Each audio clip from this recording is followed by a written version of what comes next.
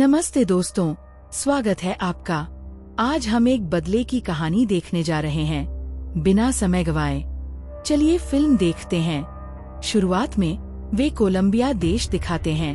वहाँ हमारा परिचय दो अपराधियों डॉन लुइस और फैबियो से होता है जो अवैध कारोबार में लिप्त हैं। फैबियो डॉन लुइस से कहता है, मैं अब अवैध कारोबार नहीं करना चाहता। मैं अपने परिवार के साथ एक शांतिपूर्ण जीवन चाहता हूँ। वह घोषणा करता है कि वह नौकरी छोड़ना चाहता है और अपने सारे व्यापारिक लेन देन एक हार्ड डिस्क में सौंप देता है। जैसे ही फैबियो अपनी कार में बैठता है, उसे आभास होता है कि डॉन लुइस उसे जरूर मारने की कोशिश करेगा। वह दौड़कर अपने घर जाता है और अपने परिवार से अपना सामान पैक करने का आग्रह करता है और कहता है, सभी को तुरंत ये देश छोड़ना होगा। इस बीच वह कैटालिया नाम की एक युवती से बात करता है। वह उससे कहता है, चाहे कुछ भी हो जाए, अगर हमें कुछ भी हो जाए तो तुम्हें बिना किसी हिचकिचाहट के भाग जाना चाहिए। वह उसे एक पता देता है, उसे एक मेमोरी कार्ड देता है और उसके गले में अपना कैटालिया खूल का पेंडेंट पहना देता है। जैसे ही फैबियो और उसका परिवार जाने वाला होता है, डॉन लुइस के आदमी आ पहुंचते हैं, फैबियो के अंगरक्षकों को गोली मार देते हैं और फिर फैबियो और उसकी पत्नी दोनों को मार डालते हैं। कुछ ही देर बाद डॉन लुई का सहायक मार्को अंदर आता है और कैटालिया को देखता है। मार्को उससे पूछता है, क्या तुम्हारे पिता ने तुम्हें कोई मेमोरी कार्ड दिया था? कैटालिया सिर हिलाती है।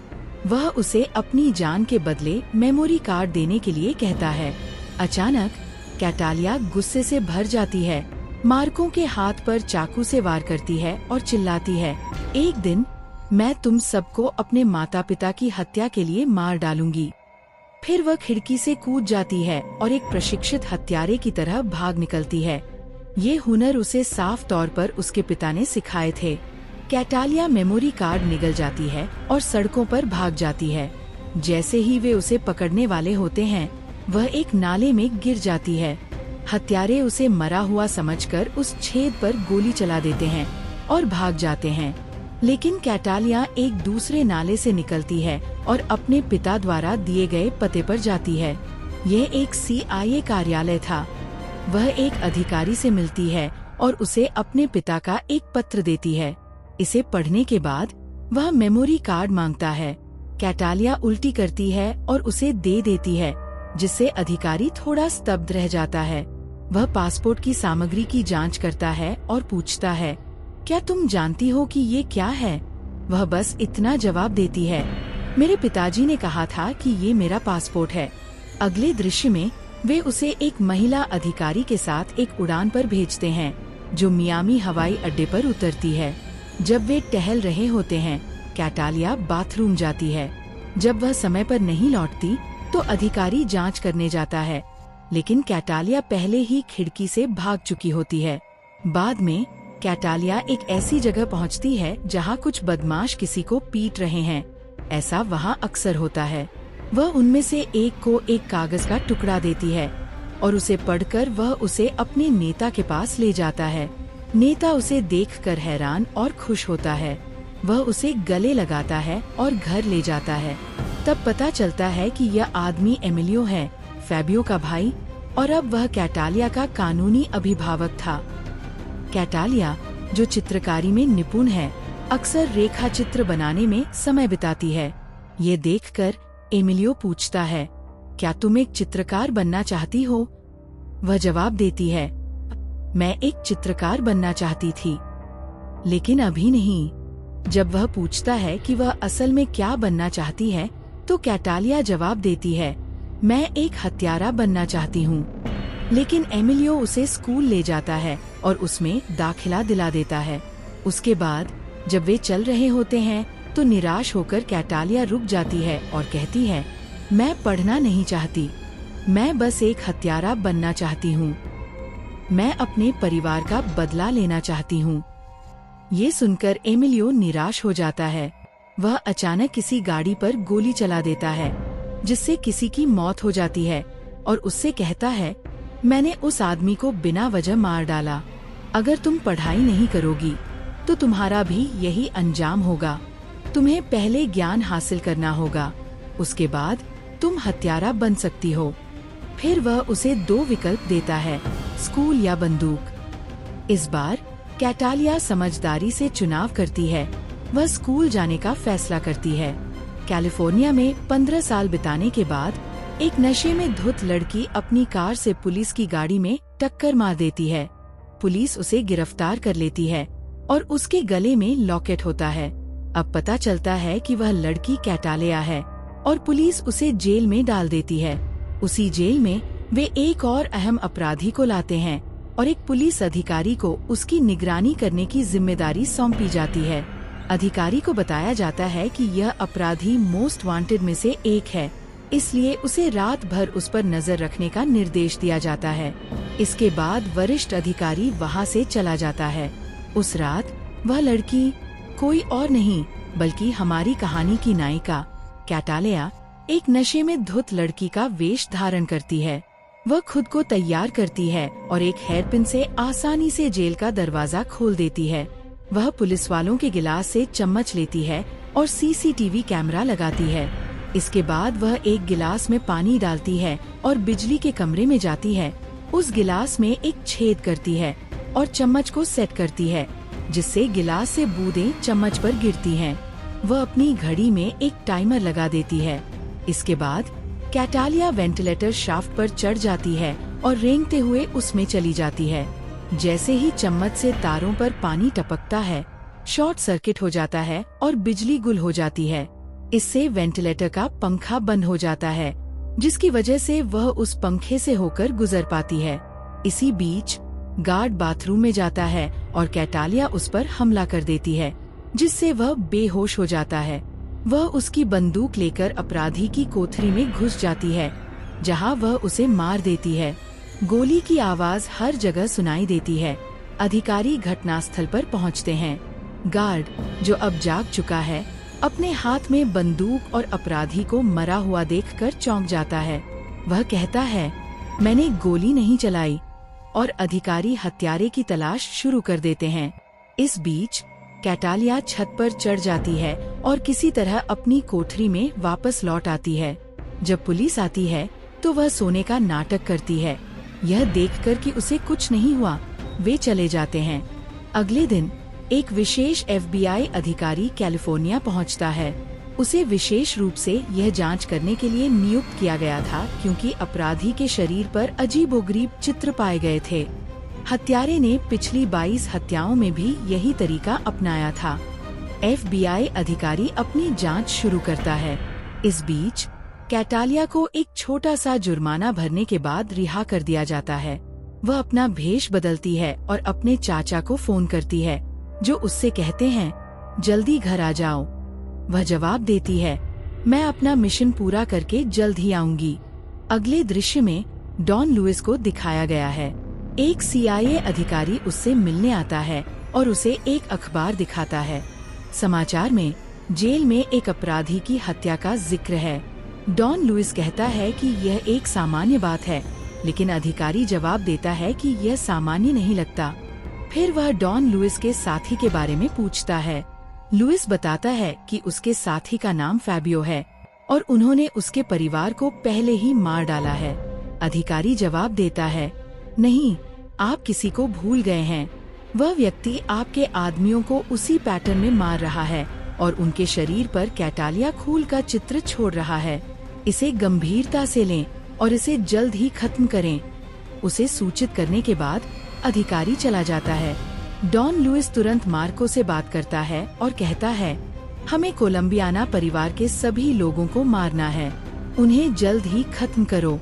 अगले दृश्य में विशेष अधिकारी अपनी टीम को हत्यारे के चित्र के बारे में बताते हुए एक स्लाइड शो दिखाता है। जेल के CCTV फुटेज की जांच करने के बाद वे देखते हैं कि ना तो कोई अंदर गया और न ही बाहर निकला। अधिकारी को शक होता है कि जेल के अंदर ही कोई हत्यारा है। इस बीच कैटालिया समाज के सामने एक सामान्य जीवन जीती है। वह अपने प्रेमी के साथ उनके घर में रहती है। अगले दिन वह जल्दी उठती है और निकल जाती है। बाद में वह चुपके से एक लॉन्ड्री की दुकान पर अपने चाचा से मिलती है। उसके चाचा उसे अगला काम देते हैं। उसे उस आदमी की तस्वीर दिखाते हैं जिसे उसे मारना है। वह समझाते हैं कि उस आदमी ने कई निर्दोष लोगों की हत्या की है और उसे मारने की योजना भी देते हैं। कैटालिया मान जाती है। फिर उसके चाचा उसे अखबार दिखाते हैं और हत्याओं के बारे में पूछते हैं। कैटालिया कहती है, क्या तुम्हें नहीं पता कि मैं ये क्यों कर रही हूँ? लेकिन उसके चाचा उसे याद दिलाते हैं, हम पेशेवर हत्यारे हैं, ये 22 हत्याएं तुम्हें खतरे में डाल सकती हैं। मुझे तुम्हारी सुरक्षा की चिंता है। वह जवाब देती है, ये मेरा निजी बदला है, मैंने तुम्हारे पास आने से पहले ही ये तय कर लिया था। चिंता मत करो, मुझे परिवार से प्यार है, तुम और दादी से। अपना बदला पूरा करने के बाद मैं जरूर वापस आऊंगी। फिर वह अपने ठिकाने एक पुराने कार शेड में जाती है, जहां वह खूंखार कुत्तों को पाल रही है। वह उन्हें खाना खिलाती है और वे पूरी तरह उसकी बात मानते हैं, जिससे पता चलता है कि वे अच्छी तरह प्रशिक्षित हैं। शेड में वह अपनी छुपी हुई बंदूकें लेकर चली जाती है। दृश्य कैटालिया के निशाने वाले घर की ओर मुड़ता है। वह एक तालाब में 2 शार्क पाल रहा है। एक लड़की उससे पूछती है कि शार्क उसे क्यों नहीं देखती। वह जवाब देता है, ये शार्क सिर्फ खून की गंध पाकर ही देखती हैं और हमला करती हैं। उस रात खतरा भांपते हुए वह अपने पहरेदारों को सुरक्षा बढ़ाने का आदेश देता है और फिर सो जाता है। जब और पहरेदार उसके घर पहुंचते हैं तो कैटालिया उनकी कार के नीचे छिपकर चुपके से अंदर घुस जाती है। पहरेदारों का ध्यान भटकने पर वह चुपके से घर में घुस जाती है। वह तालाब पार करके अंदर घुस जाती है और गैंगस्टर के कमरे में पहुंच जाती है। जब वह उठता है तो कैटालिया के शरीर पर बना फूल देखकर चौंक जाता है। वह देखता है कि उसके पहरेदार पहले ही मर चुके हैं। उनकी बंदूकें पकड़कर वह स्विमिंग पूल की ओर चलता है। अचानक कैटालिया परछाई से प्रकट होती है। उसे देखकर वह गोली चलाना शुरू कर देता है, लेकिन बंदूक में कोई गोली नहीं होती। यह सब कैटालिया की योजना का हिस्सा था। वह उससे कहती है, अब तुम मर जाओगे, लेकिन मैं तुम्हें नहीं मारूंगी। वह उसके पैरों में गोली मारती है और फिर पूल की कांच की दीवार पर गोली चलाती है। वह खून से लथपथ पानी में गिर जाता है। शार्क खून की गंध सूंघकर उस पर बेरहमी से हमला कर देती हैं। हत्याओं की खबर अखबार में छपती है और एक CIA अधिकारी इसे देख लेता है। इसी बीच उसे विशेष FBI अधिकारी का फोन आता है, जो पूछता है, तुम लोगों को इन 22 हत्याओं के बारे में जरूर कुछ पता होगा। CIA अधिकारी अहंकार से जवाब देता है, आओ और मुझसे आधिकारिक तौर पर अनुमति लेकर मिलो, तभी मैं तुम्हें बताऊंगा। वह फोन काट देता है। उसी समय FBI टीम के एक सदस्य को एक लड़की में कुछ संदिग्ध दिखाई देता है और वह विशेष अधिकारी को इसकी सूचना देता है, लेकिन अधिकारी उसे ये कहकर टाल देता है, ऐसा कोई तरीका नहीं है जिससे एक महिला 22 आदमियों की हत्या कर सके। दूसरे पहलुओं की जांच करो। कैटालिया के घर पर उसका प्रेमी उसके परिवार के बारे में पूछता है, लेकिन वह जवाब देने से बचती है। उसने अपना नाम जेनिफर बताते हुए उससे झूठ बोला है। अगले दिन कैटालिया देर से उठती है। जब वह सो रही होती है तो उसका प्रेमी चुपके से उसकी एक तस्वीर ले लेता है। जब उसकी नींद खुलती है तो वह लाइब्रेरी की ओर दौड़ती है। लाइब्रेरी में उसके चाचा उसे अखबार दिखाते हैं और उस पर चिल्लाते हैं, क्योंकि तुमने डॉन लुई के आदमियों को मार डाला, इसलिए उन्होंने बदला लिया और मेरे दोस्तों को मार डाला। अब वे हमें ढूंढ रहे हैं, अब से किसी को मत मारना। लेकिन कैटालिया कहती है, मैं डॉन लुई को मारकर अपना बदला जरूर लूंगी। क्रोधित होकर उसके चाचा चिल्लाते हैं, अगर तुम बदला लेने पर अड़ी हो तो मुझे और अपनी दादी को भूल जाओ, फिर कभी हमारे पास मत आना। वह गुस्से से बाहर निकल जाते हैं। कैटालिया का दिल टूट जाता है। वह उदास हो जाती है और रोने लगती है।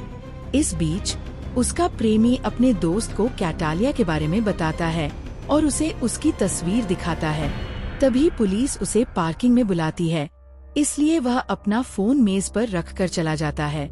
उसकी भलाई के लिए वह दोस्त ये सुनिश्चित करना चाहता है कि वह असली है। वह अपने चचेरे भाई से संपर्क करता है जो साइबर क्राइम में काम करता है और उसे कैटालिया की तस्वीर सत्यापन के लिए भेजता है।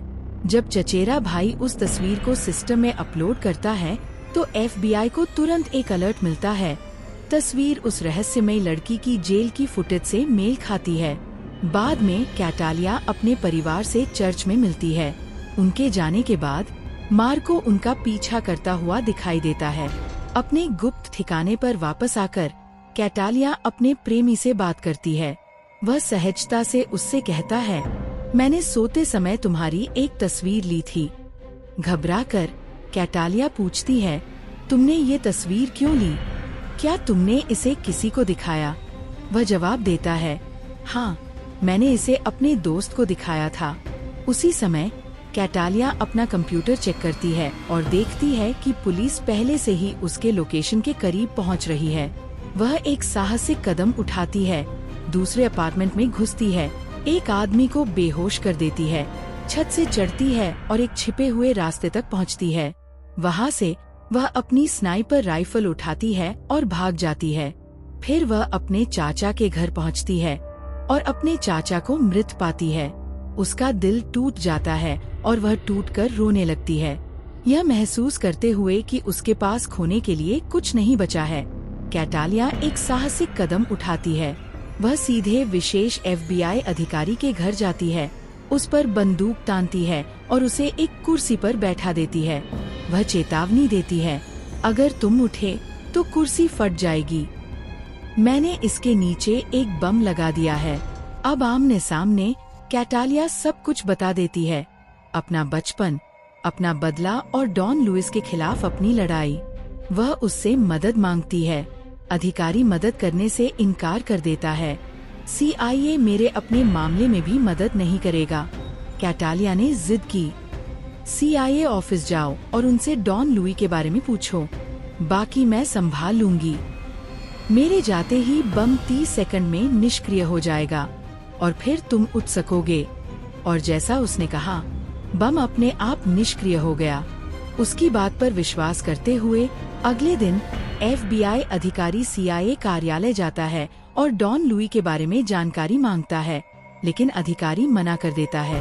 उसी समय कैटालिया उसे फोन करता है, उसे बताऊं कि मेरे पास एक स्नाइपर है जो सीधे उस पर निशाना साध रहा है।